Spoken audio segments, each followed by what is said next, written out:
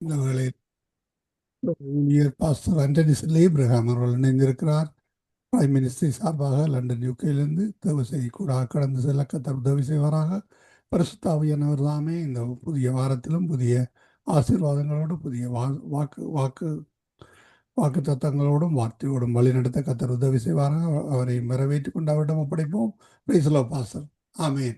Praise the Lord. ஆமேன். உங்களை ஒப்படைக்கிறோம் பாஸ்டர், வழி நடத்துங்கள். ஆமேன். God plus.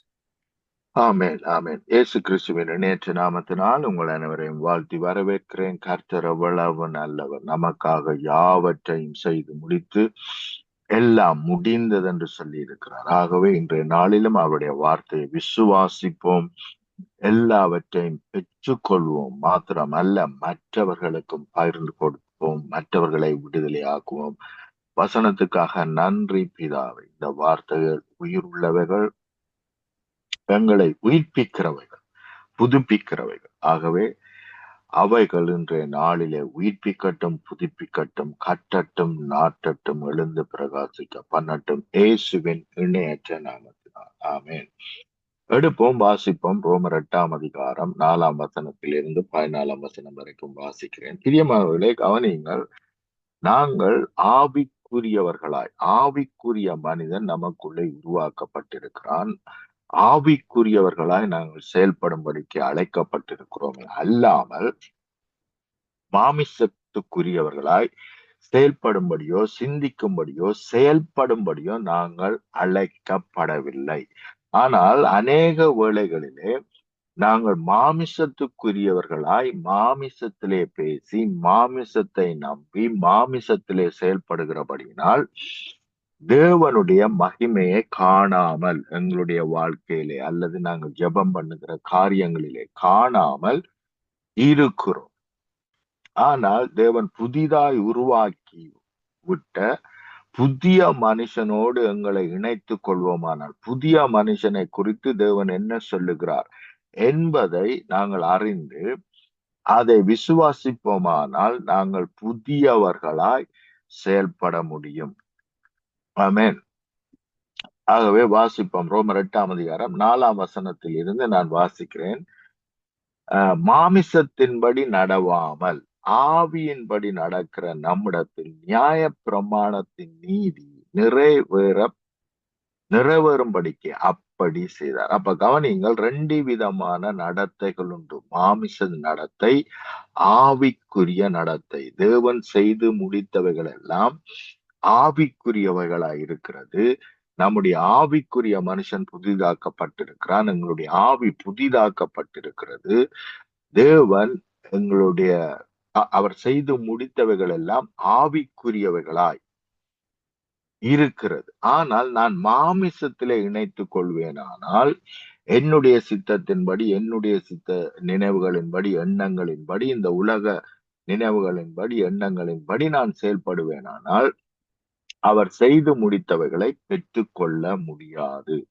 ஆகவே நான் என்னுடைய நினைவுகள், என்னுடைய கிரியைகள் இவைகளை விட்டுவிட்டு தேவனுடைய கிரிகையோடு, தேவன் செய்து முடித்தார் என்ற அவருடைய கிரிகையோடு என்னை இணைத்துக் கொள்வேனானால் அவைகள், அவர் செய்து முடித்தவைகள் நம்மை மேற்கொள்ளும். மாமிசத்தின்படி நடவாமல். இந்த உலகம் மாமிசத்தின்படி நடக்கிறது. நாங்களும் அநேக வேளைகள் மாமிசத்தின்படிதான் தீர்மானிக்கிறோம், திட்டம் போடுகிறோம். ஈவன் தேவனுடைய காரியங்களை கூட மாமிசத்திலே தான் நாங்கள் தீர்மானம் போட்டு, திட்டம் போட்டு என்ன செய்கிறோம்? அநேக வழிகளிலே செயல்படுகிறோம். ஆனால் ஆவியின்படி நடக்கிற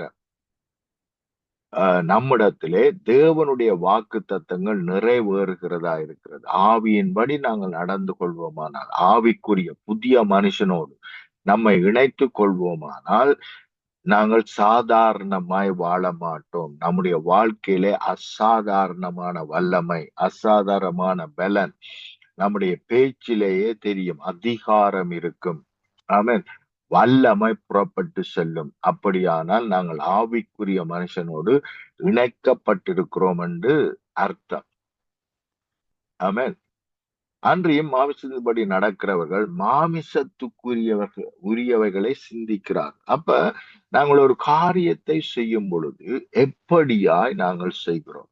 மாமிச ரீதியிலே தீர்மானம் பண்ணி திட்டம் பண்ணி நாங்கள் செய்கிறோமா, அல்லது தேவ ஆவியினால் நடத்தப்பட்டு அவர் செய்து முடித்தார் என்பதை வைத்து செயல்படுகிறோம்? ஒரு உதாரணத்துக்கு, இப்போ ஒரு ஊழியத்துக்கு நாங்கள் போக வேண்டும் என்று வைத்துக் கொள்வோம். அப்ப என்னிடத்தில் என்ன இருக்கிறது? எவ்வளவு மணி இருக்கிறது? 4 பேர் எனக்கு உதவி செய்வார்களா? காணிக்கை தருவார்களா? தசவான் தருவார்களா?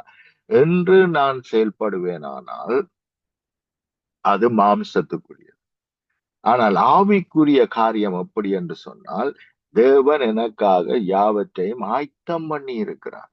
ஆகவே நான் புறப்பட்டு போகும் பொழுது எனக்கு எந்த குறைவும் இல்லை என்று சொல்லி அவரை நம்பி செயல்படுவது. கவனியுங்கள், அப்போஸ்தலர்களை அவர் ஊழியத்துக்கு அழைத்தது மாத்திரமல்ல, ஊழியம் செய்யும்படி அனுப்புகிறார். அப்படி அனுப்பும் பொழுது அவர்களிடத்தில் இருந்த சகல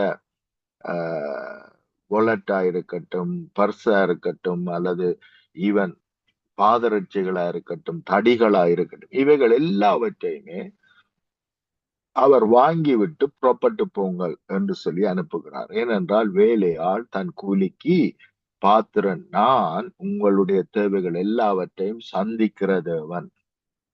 ஆகவே என்னை நம்பி போங்கள். உங்களிடத்தில் என்ன இருக்கிறது என்பதை நம்பி போகாமல், அல்லது மற்றவர்களிடத்திலே என்ன இருக்கிறது என்று அவர்களை நம்பி போகாமல் அவரை நம்பி போவோமானால் நிச்சயமாய் அதிசயங்களையும் அற்புதங்களையும் காண்போம். ஆமென்.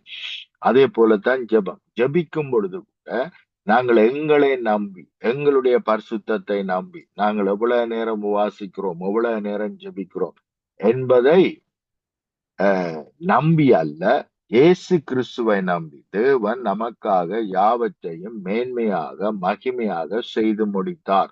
எந்த காரியத்துக்காக நாங்கள் ஜெபிக்கிறோமோ அந்த காரியத்துக்கு தேவையான சகலத்தையும் கிறிஸ்து இயேசு செய்து முடித்தபடியினால்தான் வாக்கு தத்தங்கள் எல்லாம் கிறிஸ்து இயேசுவுக்குள் ஆம் என்றும் ஆமேன் என்றும் இருக்கிறது என்று அவர் நமக்கு சொல்லி இருக்கிறார். மாத்திரமல்ல, கேளுங்கள் அப்பொழுது உங்களுக்கு கொடுக்கப்படும் என்று சொன்னாரே ஒழிய, நீங்கள் பரிசுத்தவான்களாயிருந்து நீங்கள் கேட்பீர்களானால் உங்களுக்கு கொடுக்கப்படும் என்று முதலாவது சொல்லவில்லை. இரண்டாவது, தேவன் எங்களுடைய ஆவியை உயிர்ப்பித்து அவருடைய இரத்தத்தினால் நம்மை கழுவி நம்மை பரிசுத்தமாக்கி இருக்கிறார். ஒரு நாளுக்கு இல்ல, 2 நாளுக்கு அல்ல, என்றென்றைக்கும் ஆக்கி இருக்கிறார். ஒருவேளை நீங்கள் கேட்கலாம், அப்படியானால் நாங்கள் ஏன் பாவம் செய்கிறோம், நாங்கள் ஏன் பாவம் செய்கிறோம் என்றால், அவர் என்னை பரிசுத்தமாக்கினார், எனக்குள்ளே எந்த பலவீனமும் இல்லை, அவர் எனக்குள்ளே பலனாய் பரிசுத்தமாய் ஜீவனாய் இருக்கிறார். ஆகவே எனக்கு எந்த தேவையும் இல்லை, அவரே என்னுடைய தேவைகளை எல்லாம் சந்திக்கிறவர் என்ற எண்ணம் என்னுடைய சிந்தையில் இருந்தால், என்னை ஆட்கொண்டிருந்தால், நான் அப்படிப்பட்ட அவேர்னஸ் விழிப்புள்ளவனாயிருந்தால் நிச்சயமாய் பாவங்கள் நம்மை மேற்கொள்ள முடியாது. மாத்திரமல்ல, எதை நாங்கள் ஃபீட் பண்ணுகிறோம், எதுக்கு சாப்பாடு கொடுக்கிறோம், எங்களுடைய மாமிசத்துக்கு சாப்பாடு கொடுக்கிறோமா? நான் சாப்பிடுகிற சாப்பாட்டை சொல்லவில்லை, எங்களுடைய சிந்தை, மாமிச சிந்தை செயல்படும்படி நாங்கள் என்ன செய்கிறோம்? மாமிச ரீதியா சிந்திக்கும் பொழுது நாங்கள் மாமிசத்தின் மூலமாய் அல்லது மாமிசத்தை ஃபீட் பண்ணுகிறோம். என்ன செய்கிறோம்? நம்முடைய மாமிசம் கிரியை செய்யும்படி எவ்வளவுக்கு மாமிச காரியங்களை சிந்திக்கிறோமோ அவ்வளவுக்கு மாமிசம் என்ன செய்கிறது? பலனடைந்து தன்னுடைய கிரியை செய்ய முயற்சிக்கிறது. அதே சமயத்திலே எப்படி ஆவிக்குரிய மனுஷனோடு நான் இணைந்து கொள்வது, எப்படி ஆவிக்குரிய மனுஷனாய் செயல்படுவது என்று சொன்னால், தேவன் நமக்காக செய்து முடித்தவைகள். அவர் சொல்லுகிறார், ஒரே பலியினால் உன்னை என்றென்றைக்கும் பூரணப்படுத்தினேன் என்று எபிரேயர் 10ஆம் அதிகாரம் 14ஆம் வசனத்திலே சொல்லும் பொழுது அதை அப்படியே நம்புவது. ஆவிக்குரிய மனுஷனாய் ஆவிக்குரிய மனுஷனுக்கு தேவையான சகலத்தையும் அவர் செய்து முடித்திருக்கிறார் என்பதை தேவன் நமக்கு பல வழிகளிலே நமக்கு சொல்லி இருக்கிறார். அவர் சொல்லுகிறார், இவைகளில் ஒன்றும் உங்களை சேதப்படுத்தாது என்று சொல்லுகிறார். அப்ப பிசாசோ, பிசாசின் கிரியையோ, சுவையினங்களோ, வேதனைகளோ, துன்பங்களோ, தடைகளோ, தாமதங்களோ, இவைகள் எல்லாம் பிசாசின் கிரியைகள். இவைகளில் ஒன்றும் உங்களை சேதப்படுத்த முடியாது. ஆனால் அநேக வேளைகளிலே சேதப்படுத்தும் என்று விசுவாசிக்கிறோம். ஏனென்றால் சில புத்தகங்களை படிக்கிறோம், சில பரிசுத்தவான்களுடைய அனுபவங்களை படிக்கிறோம். அப்படி படிக்கும் பொழுது என்ன நினைக்கிறோம் என்றால், அவருக்கே இப்படி நடந்ததாமே, அப்ப நமக்கு நடப்பது அதிக நிச்சயம் அல்லவா, இப்படியாக நினைக்கிறோம். அதுதான் தவறு. அவர் ஒருவேளை அறியாமையினால், தெரியாமையினால் என்ன செய்திருக்கலாம், செயல்பட்டிருக்கலாம். ஆனால் அதே காரியம் நாங்கள் என்ன செய்யக்கூடாது, அதே காரியத்தை கொப்பி பண்ணக்கூடாது. அப்படி கொப்பி பண்ணினால் அது எங்களையும் மேற்கொள்ளும். அவர் விட்ட பிள்ளையை நானும் விட வேண்டிய அவசியம் இல்லை. அப்ப அவர் அதை தியானிக்கவில்லை, விரும்பவில்லை, கேட்கவில்லை. அதே போல நாங்களும் செயல்படுவோமானால் எங்களுக்கும் அதே ரிசல்ட், அதே பிரதிபலன் தான் நம்மையும் மேற்கொள்ளும். ஆகவே அப்படி செயல்படாமல் அவர் ஒரு பிள்ளையை விட்டு இருக்கலாம். அநேக வேளைகளிலே நாங்கள் பார்க்கிறோம், தாய் தகப்பன் சில பிள்ளைகளை விட்டிருப்பார்கள். ஆனால் பிள்ளைகள் என்ன செய்வார்கள் என்றால், அதே பிள்ளையை நான் என்னுடைய பிள்ளைக்கு விடக்கூடாது என்பதிலே மிகவும் ஜாக்கிரதையா இருப்பார்கள். என்னுடைய தாய் தகப்பன் விட்ட பிள்ளையினால் எனக்கு இப்படியான வேதனை, துன்பம் வந்தது. அதே பிள்ளையை நான் விடக்கூடாது, என்னுடைய பிள்ளைகளுக்கு அதே காரியத்தை நான் செய்யக்கூடாது என்று சொல்லி மிகவும் பேமாக சரியாக முடிவெடுத்து செயல்படுகிற எத்தனையோ பேரண்ட்ஸ் இருக்கிறார். ஆனால் நாங்கள் என்ன செய்கிறோம், சிம்பிளா ஏற்றுக்கொள்ளுகிறோம். அவருக்கு நடந்தது தானே, இவருக்கு நடந்தது தானே என்று நாங்கள் ஏற்றுக்கொள்ளுகிறோம். ஆனால் அவரை இவரை பின்பற்றும்படி நாங்கள் அழைக்கப்படவில்லை. இயேசு கிறிஸ்துவை பின்பற்றும்படிதான் நாங்கள் அழைக்கப்பட்டிருக்கிறோம். ஆமென். ஆகவே இயேசு நமக்கு சொல்வாரானால், என்னுடைய தழும்புகளினால் நீங்கள் குணமானீர்கள் என்று அவர் சொல்வாரானால் அதை முழுமையாய் விசுவாசிக்க வேண்டும். நான் குணமானேன், தேங்க்யூ லார்ட், ஆமென். மாத்திரமல்ல, நிறைய வசனங்கள் இருக்கு.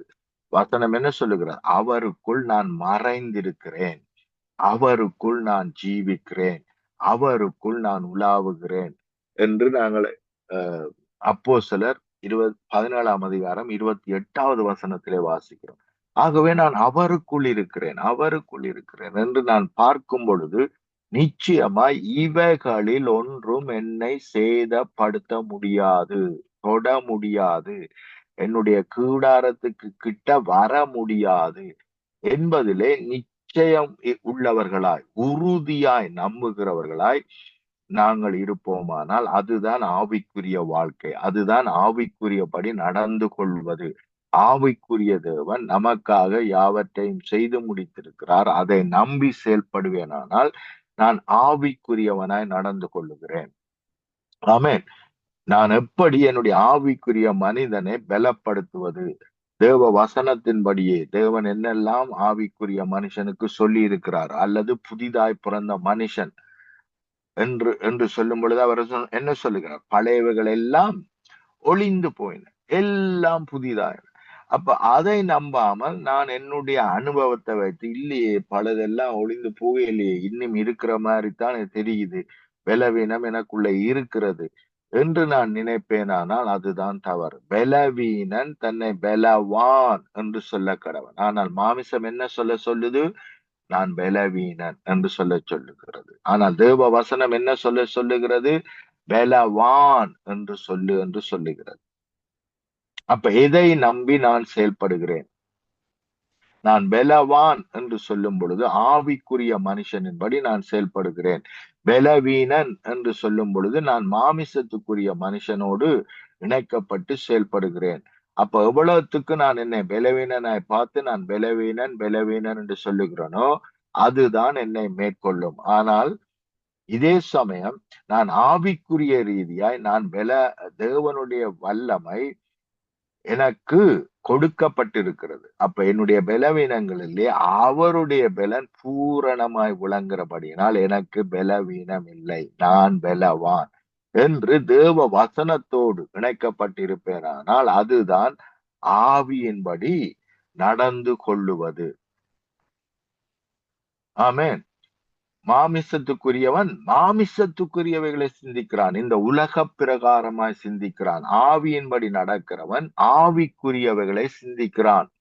இன்னொரு விதத்திலே சொன்னால் தேவன் செய்து முடித்தவைகளை சிந்திக்கிறான். தன்னை கிறிஸ்துவுக்குள் பூரணமாய் பார்க்கிறான். ஆமென். மாமிச சிந்தை மரணம். எவ்வளவுக்கு உலகத்தோடு நாங்கள் ஒத்து போகிறோமோ, உலகத்தை போல சிந்திக்கிறோமோ, அவ்வளவுக்கு அவங்களுக்கு என்ன வருகிறதோ அதுதான் நமக்கும் வரும். ஒருவர் நமக்கு பக்கத்தில இருந்து தும்மினால் மாம்சத்துக்குரியவன் ஐயையோ எனக்கும் என்ன வரப்போகுது, சளி பிடிக்க போகுது என்று சொல்லி நினைக்க கூடும். அதே மாதிரி நாமும் நினைத்தோமானால் அதே மாதிரி சளி இம்மீடியட்டா என்ன செய்யும், நம்மை மேற்கொள்ளும். ஆனால் இல்லை, இந்த கிருமி என்னை ஒன்றும் செய்ய முடியாது, தொட முடியாது. என்ன, நான் அவருக்குள் இருக்கிறேன், அவருக்குள் மறைந்திருக்கிறேன் என்று சொன்னால் யார் 1000 வாட்டி உங்களுக்கு முன்பாக தும்மினாலும் இருமினாலும் உங்களை அது பாதிக்க முடியாது. அல்லேலூயா. அப்ப தேவ ஆவியோடு தேவ வசனத்தினோடு அவர் செய்து முடித்தவைகளோடு நாங்கள் இணைக்கப்பட்டிருப்போமானால் அவைகள் நம்மை மேற்கொள்ளும்.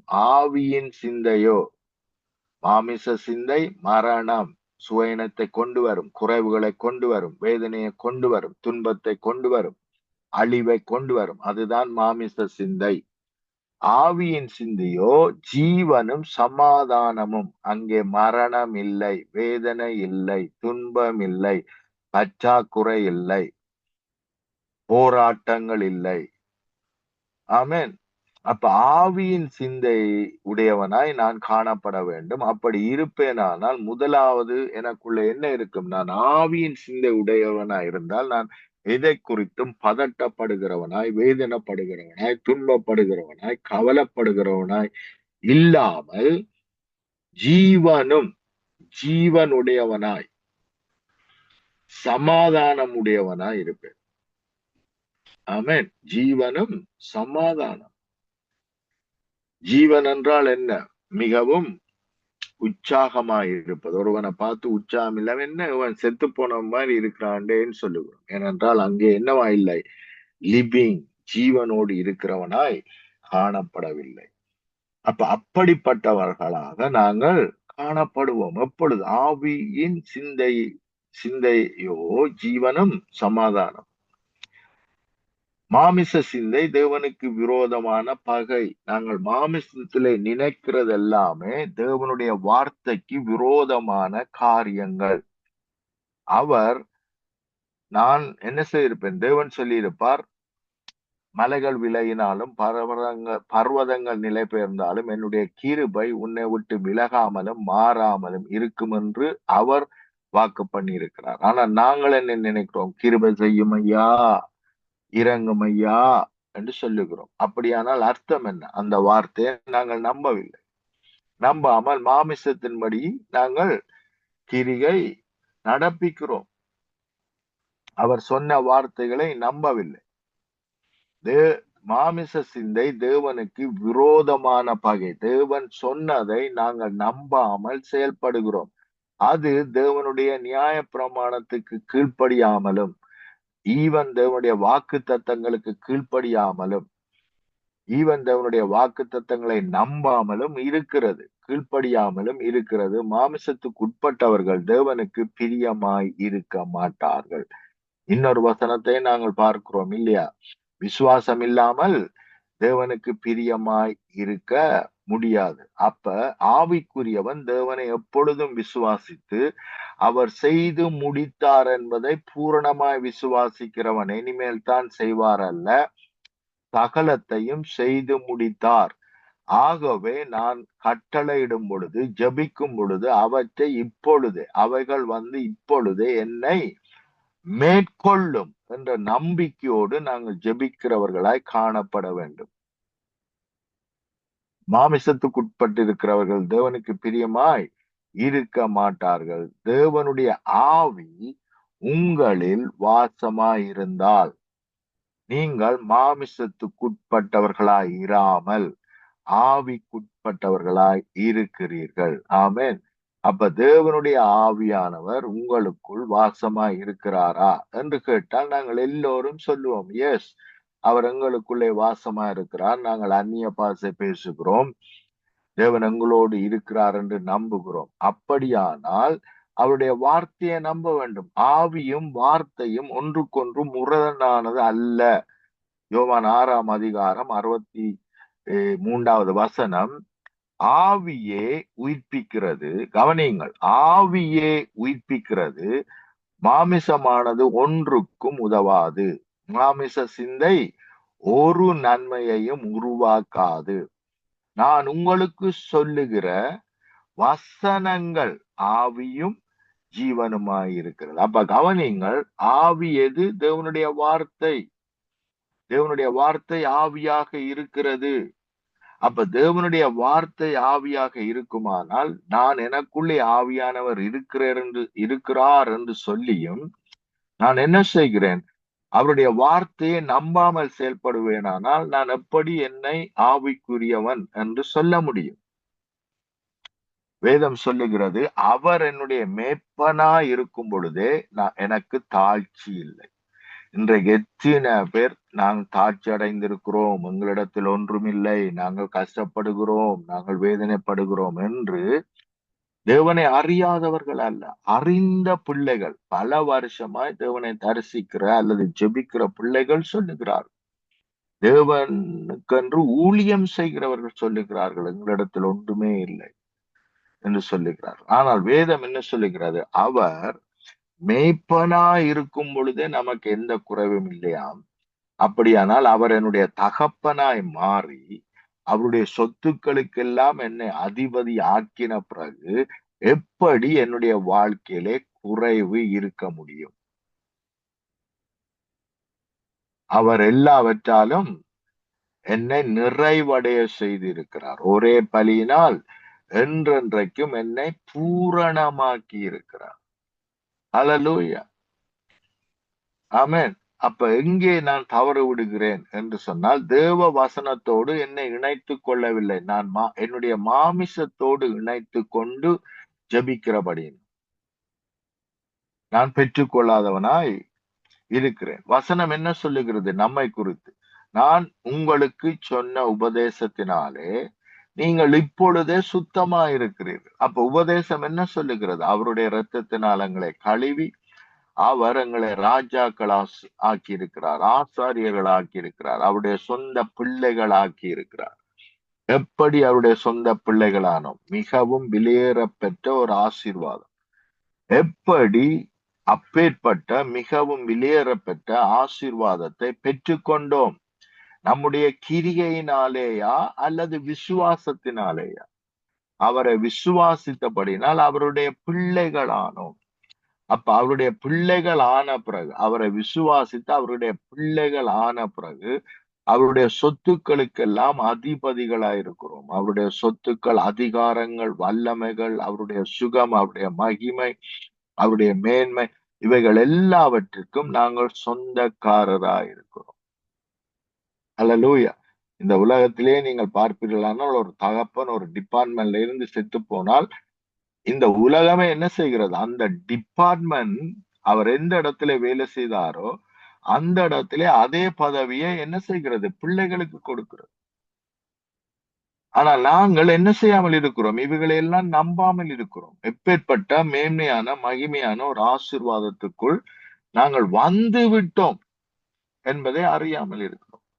உங்களில் சிலர், 1 கொரிந்தியர் 6ஆம் அதிகாரம் 11ஆம் வசனம் இப்படியாக சொல்லுகிறது, உங்களில் சிலர் இப்படிப்பட்டவர்களாய் இருக்கிறீர்கள் என்றால் மாமிசத்திலே கிரியை செய்கிறவர்களாய் இருக்கிறீர்கள்.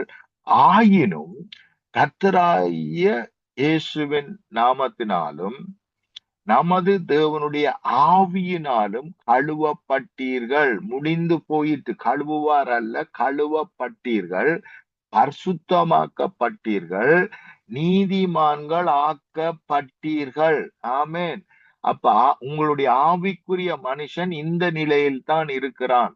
ஆகவே மாமிச மனுஷனோடு நீங்கள் இணைத்துக் கொள்ளாமல் தேவன் உங்களுடைய ஆவியை உயிர்ப்பித்து இப்படியாக ஆவிக்குரிய மனுஷனாய் உங்களை ஆக்கி இருக்கிறார். ஆமென். கழுவி இருக்கிறார், பரிசுத்தமாக்கி இருக்கிறார், நீதிமான்கள் ஆக்கப்பட்டீர்கள். ஆமென். அப்ப இந்த சிந்தை உடையவர்களாய் நாங்கள் ஜெபிக்கும் பொழுதுதான் தேவனுடைய கிரியையை நம்மால் காண முடியும். மாத்தாளே மாத்தாளே போய் அதிகமா உபவாசம் இரு, மாத்தாளே மாத்தாளே போய் அதிகமா வேதத்தை படி என்று சொல்லாமல், மாறாக நான் உனக்கு சொல்லவில்லையா, நானே உயிர்த்தெழுதல். அப்ப அவர் சொன்ன வார்த்தையை நான் விசுவாசிப்பேனானால் என்ன நடக்குமாம்? தேவனுடைய மகிமையை காண்பாய் என்றால் அர்த்தம் என்ன? தேவனுடைய வல்லமை வந்து லாசருவை உயிர்ப்பிக்கும். அப்ப எங்க ப்ராப்ளம் என்று சொல்ல வருகிறார்? மாத்தாள் இடத்திலே எங்க பிரச்சனை என்று சொல்ல வருகிறார்? விசுவாசத்திலே பிரச்சனை. தேவன் ஏற்கனவே சொன்ன வசனங்களை, நீங்கள் ஏற்கனவே படித்த வசனங்களை இன்னும் விசுவாசிக்க ஆரம்பிக்கவில்லை. ஆனால் படித்த வசனங்களை அப்படியே விசுவாசிப்போமானால், செய்து முடித்தார், எல்லாம் கொஞ்சம் முடிந்தது என்று சொல்லவில்லை, எல்லாம் முடிந்தது. ஆகவே எல்லாவற்றையும் சரியாக நேர்த்தியாக செய்து ஒரே பலியினால் உங்களை என்னை பூரணமாக்கி இருக்கிறார். ஆமென். ஆகவே அதையே சிந்திப்போம், அதையே பேசுவோம், அதையே அறிக்கையிடுவோம். இப்படிப்பட்ட சிந்த உடையவர்களாய் நீங்கள் ஜெபிக்கும் பொழுது அதிசயங்களையும் அற்புதங்களையும் நிச்சயமாய் காண்போம். தேவ மகிமை மேற்கொள்ளும். ஆமென். ஜெபம் பண்ணுவோம். அன்பின் பிதாவே, இந்த வேலைக்காக உமக்கு நன்றி. நீர் செய்து முடித்தவைகளை அப்படியே நம்பி நாங்கள் கிரியை செய்ய எங்களுக்கு உதவி செய்யும். ஆவியானவரே, இந்த வார்த்தைகளை மறுபடியும் மறுபடியும் எங்களுக்கு ஞாபகப்படுத்தும். நாங்கள் விசுவாசிக்க எங்களுக்கு உதவி செய்யும். அப்பொழுது நாங்கள் நிச்சயமாக தேவனுடைய மகிமையை காண்போம். நிச்சயமாக தேவனுடைய மகிமை நம்மை, நம்முடைய பிள்ளைகளை, நம்முடைய தேசத்தை வந்து மேற்கொள்ளும். அவருடைய ராஜ்யம் வருவதாக, ராஜ்யம் வருவதாக. உம்முடைய சித்தம் எங்களுடைய வாழ்க்கையில, இந்த உலகத்திலே, பூமியிலே நிறைவேறுவதாக. இயேசுவின் இணையற்ற நாமத்தினால். ஆமென், ஆமென், ஆமென். ஆமீன், ஆமீன். அருமையான வார்த்தைகளுக்கு கூடாக வழி நடத்தி ஆசீர்வதித்தீர்கள். கர்த்தர் தாமே உங்களுடனும் கூட இருந்து வழி நடத்துவாராக. கர்த்தருடைய கரத்திலே வார்த்தைகளை ஒப்புவிப்போம். கேட்டுக்கொண்டிருந்த ஒருவர் சார்பிலும் மறு உழைப்பில் கேட்க போன்ற ஒவ்வொருவர் சார்பிலும் வாழ்த்துகிறோம், ஆசீர்வதிக்கிறோம். கர்த்தருடைய கரத்திலே ஒப்புவிக்கிறோம். கர்த்தர் தாமே வார்த்தைகளுக்கூடாக உங்களுடன் பேசி கொடுத்திருக்கிறார். கேட்கின்ற ஒருவரும் விடுதலை பெற்றுக் கொள்வதற்காக கர்த்தர் உதவி செய்வாராக. கர்த்தருடைய கரத்தில் ஒப்புவித்துக் கொண்டு விடைபெறுகிறோம். பாஸ்டர், நன்றிகளையும் வாழ்த்துக்களையும் கூறுகிறோம். God bless you. ஆமென், ஆமென், ஆமென். ஆமென். அருமையானவர்களே, இதுவரை நேரம் எங்களுடன் தேவ ஊழியர் பாஸ்டர் ஆண்டனி சில்லை ஏப்ரஹாம் அவர்கள் லண்டன் யூகேயிலிருந்து இணைந்து கர்த்தருடைய வார்த்தைகளை எடுத்து வந்து விதைத்தார். உங்களுக்கு ஆசீர்வாதமாக இருந்திருக்குன்னு விசுவாசிக்கிறோம். கர்த்தர் தாமே ஒன்றையும் வழி நடத்துவாராக. ஆமென்.